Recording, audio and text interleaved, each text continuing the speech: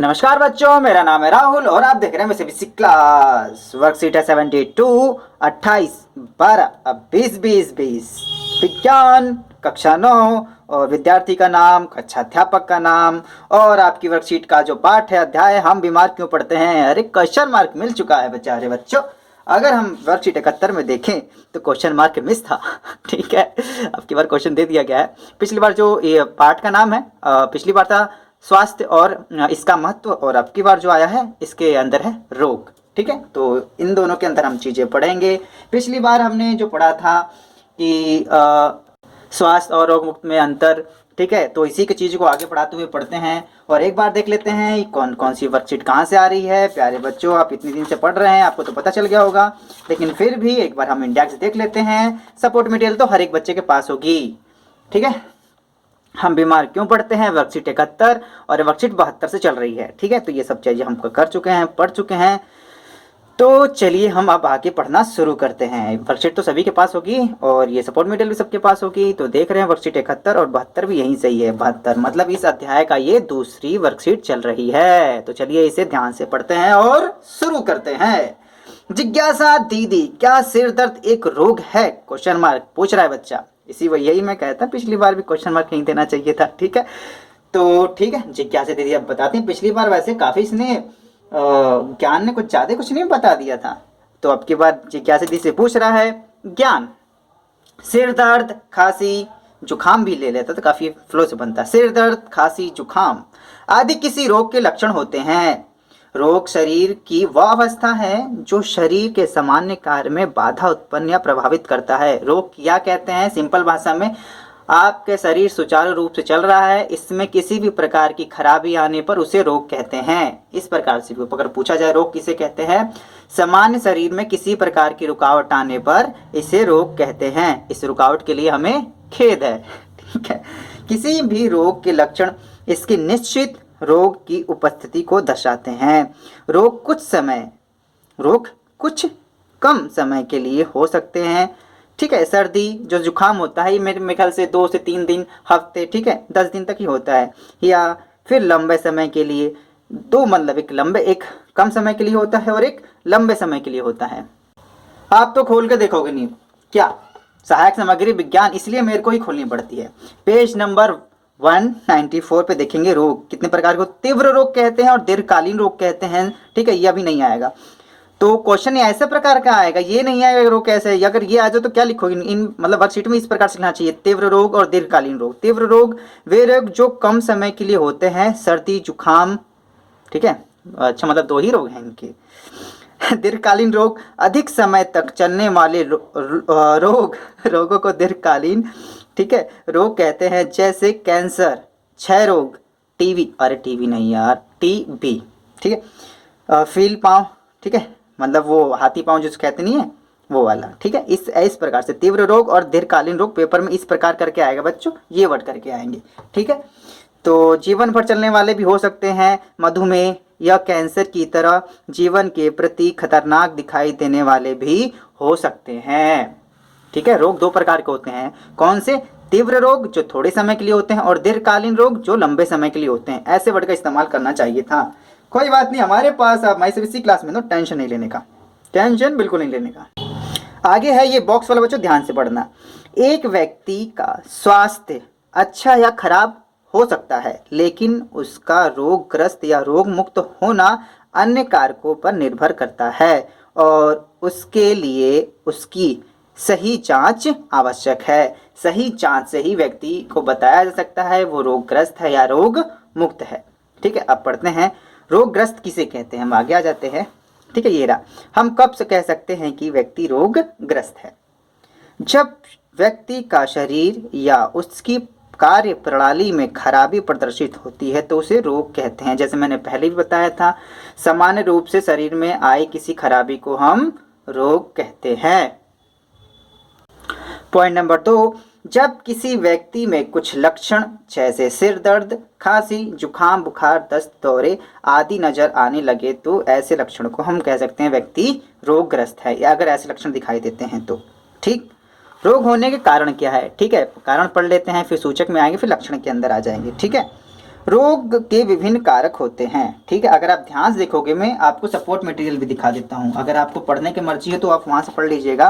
Page number 193 में आपका यही है, रोगों के कारण, ठीक है। इसी प्रकार से चीज़ें लिखी गई हैं, वही चीज़ यहाँ पे भी है, ठीक है। आप इसके प्रिंट आउट निकालोगे नहीं, लेकिन सपोर्ट मटेरियल आपके पास है तो इसका अच्छे से इस्तेमाल कर सकते हो, ठीक है। तो रोग के कारण, रोग के विभिन्न कारण हो सकते हैं। रोगाणु जैसे वायरस, कोरोना वायरस, ठीक है। और एक और फैला था ना, किसी को याद है, फ्लू फैला था, बर्ड फ्लू, ठीक है, जिसमें मुर्गी को काटना बैन कर दिया गया था, ठीक है। ऐसे कुछ चीज़ें थी, जैसे वायरस, बैक्टीरिया, कवक, प्रोटोजोआ आदि।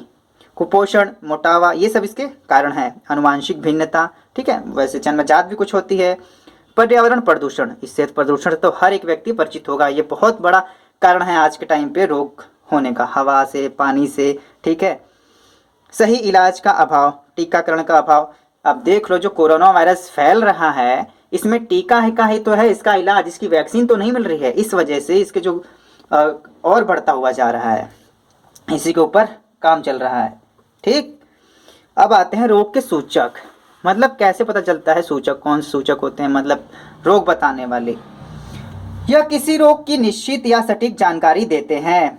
इन्हें जानने के लिए कुछ समय, जैसे अल्ट्रासाउंड, अल्ट्रासाउंड बच्चों हर एक बच्चे ने सुना होगा, ठीक है। मोस्टली जिसको जिसको पथरी नहीं हुई है उसको तो नहीं पता, लेकिन जिसको पथरी हुई होगी उसको पता होगा कितनी बार अल्ट्रासाउंड होता है, ताकि आपके पेट में अंदर देखा जाता है कि वो पथरी है, मतलब पेट में होता है, कई बार किडनी में होती है, ठीक है, तो देखा जाता है। लैब में टेस्ट होते हैं, कई बार टेस्ट भी जानते होंगे, ये क्या है, आपके एक प्रकार के सूचक हैं। रोग के लक्षण का कैसे होते हैं, लक्षण बहुत ही बुरे होते हैं, बहुत ही बुरे लक्षण है भैया।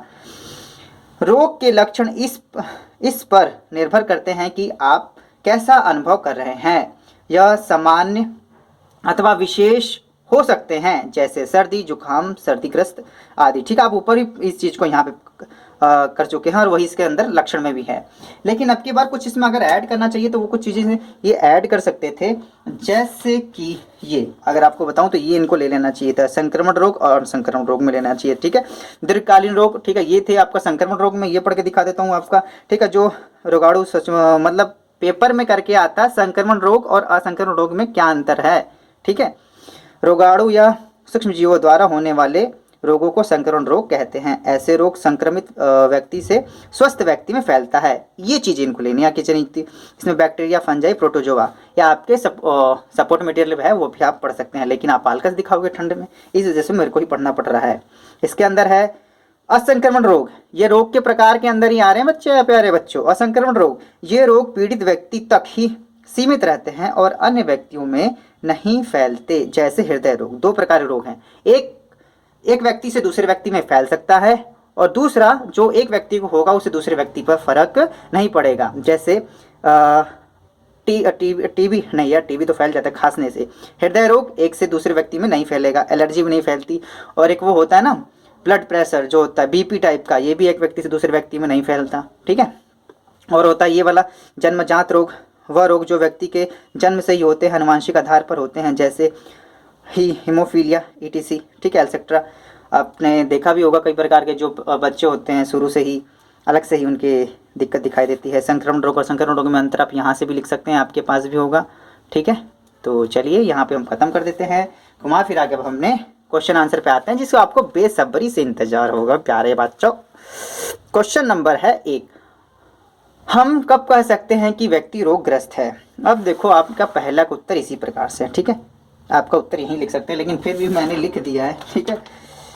ये रहा, जब व्यक्ति का देखो शरीर की मात्रा में, देखो मैंने इधर से लगा रखी तो काट दिया, शरीर में इधर से मात्रा होती है, एक बच्ची ने बताई थी, बहुत धन्यवाद उसका, ठीक है। या उसकी कार्य प्रणाली में खराबी प्रदर्शित हो। दूसरा, जब किसी व्यक्ति में कुछ लक्षण जैसे सिर दर्द, खांसी, जुकाम, बुखार, दस्त, दौरे आदि नजर आते हों। दौरे समझ रहे हो ना, दिल का दौरा भी होता है एक, टीनेजर तो समझ जाते हो तुरंत। तो आप इन दोनों पॉइंट को भी लिख सकते हैं अगर मेरी राइटिंग समझ में नहीं आ रही है तो। प्रश्न 1, ठीक है, प्रश्न 1 का उत्तर, ठीक है। तो अगला है आपके पास, क्या स्वस्थ होना और रोग मुक्त होना एक ही है। अब देखो, अगर मैं आपको पिछली वर्कशीट दिखाऊं, ठीक है, देखो ये रहा, स्वास्थ्य और रोग मुक्त में अंतर। कभी कभी रोग मुक्त होना भी व्यक्ति के अस्वस्थ होना है। ठीक है, कहने मतलब दोनों अलग अलग होते हैं प्यारे बच्चों, और मैंने आपको कल दिखाया भी था। ठीक है, अगर मैं आपको ये दिखाऊं ताकि आपको याददाश्त भी आ जाएगा, ये रहा स्वस्थ और रोग मुक्त में अंतर। स्वस्थ और रोग मुक्त में अंतर होता है, या तो आपको सिंपली पता ही चल गया, आपने पिछली बार मैंने इसमें से भी लिखवाया था, जो प्यारे बच्चे उनको जानते भी होंगे। तो सीधी सी बात है, इसमें लिखेंगे बिल्कुल अंतर नहीं है, तो लिखेंगे नहीं, स्वस्थ होना और रोग मुक्त होना अलग अलग है। ठीक है, दोनों अलग अलग हैं। क्या ये इसने बोला दोनों एक ही हैं, तो मैंने पहला नहीं फिर कॉमा लगाएंगे, याद रखना कॉमा का बहुत इंपॉर्टेंट रोल होता है। स्वस्थ होना और रोग मुक्त होना अलग अलग है। जैसे किसी व्यक्ति को बुखार या जुकाम था लेकिन अब ठीक है, इस समय व्यक्ति रोग मुक्त है, दवाई लेने के बाद उसका जो रोग होता है वो कम तो हो जाता है लेकिन अभी स्वस्थ नहीं है। कहता नहीं है डॉक्टर, कहता नहीं है अभी तुम्हें कुछ समय तक के लिए आराम करने की आवश्यकता है। हाँ, तुम रोग मुक्त हो लेकिन तुम्हें अभी भी आराम करने की आवश्यकता है। सही है, व्यक्ति स्वस्थ नहीं होता, रोग मुक्त तो होता है व्यक्ति लेकिन स्वस्थ नहीं होता। प्रश्न नंबर 3, एक व्यक्ति के रोग ग्रस्त होने के संभावित लक्षण क्या हो सकते हैं। अब देखो संभावित जो लक्षण है बच्चों, आप इस प्रकार से यहाँ से भी लिख सकते हैं। संभावित लक्षण यही है आपके। ठीक है, अगर मेरी राइटिंग ना समझ में आ रही तो प्रश्न नंबर 3 उत्तर। आपकी बार तो यार वर्कशीट कमाल की आ गई यार, वर्कशीट में ही उत्तर मिल जा रहे हैं मस्त है। तो मैंने भी छोटा सा लिखा है इस प्रकार से, आप अगर उससे भी छोटा करना चाहते हैं तो इस प्रकार से लिखिए। रोगग्रस्त व्यक्ति के संभावित लक्षण जैसे सर्दी, जुखाम, सिर दर्द, दस्त आदि। आदि अदरक नहीं, आदि। रोग के विभिन्न कारक बताइए। अब देखो विभिन्न कारक, जैसे मैंने आपको बताया था, आप सपोर्ट मटेरियल का भी इस्तेमाल ले सकते हैं। Same same same same same है, बार बार दिखाना पड़ता है आप लोगों को, आप लोग कहीं कहीं जादू तो नहीं कर दिया। 193 पृष्ठ पे जाके देखेंगे तो कारक आपके साफ साफ दिखाई देंगे। रोग के कारक ये आपको इस प्रकार से लिख सकते हैं। ठीक, अगर आपको नहीं मिल रहा है तो अब की बार मैंने यहीं पे लिख दिया है उत्तर 4। उत्तर 4 ये है आपका उत्तर 4। यहाँ से लेके यहाँ तक आप लिख देंगे, उत्तर 4 हो जाएगा आपका। ठीक है, रोगों के कारण, रोग के विभिन्न कारक बताए। कारक भी यही हैं, कारण भी यही हैं आपके। ठीक है, कारक लो, सेम वर्ड अगर क्वेश्चन तो यहाँ पे मिल गया। ठीक है, तो ये मैंने पढ़ाई भी दिया है, आपको हो भी गया है। वीडियो ज़्यादा लंबी ना हो इसलिए वीडियो को यहीं समाप्त करते हैं। मैं से बेसिक क्लास की इस वीडियो को देखने के लिए धन्यवाद। वीडियो अच्छी लगे तो लाइक करें। नाचने गाने वालों को तो प्यारे बच्चों बहुत लाइक मिल जाते हैं, पढ़ाने वाले को भी लाइक्स मिलने चाहिए। जय हिंद, जय भारत।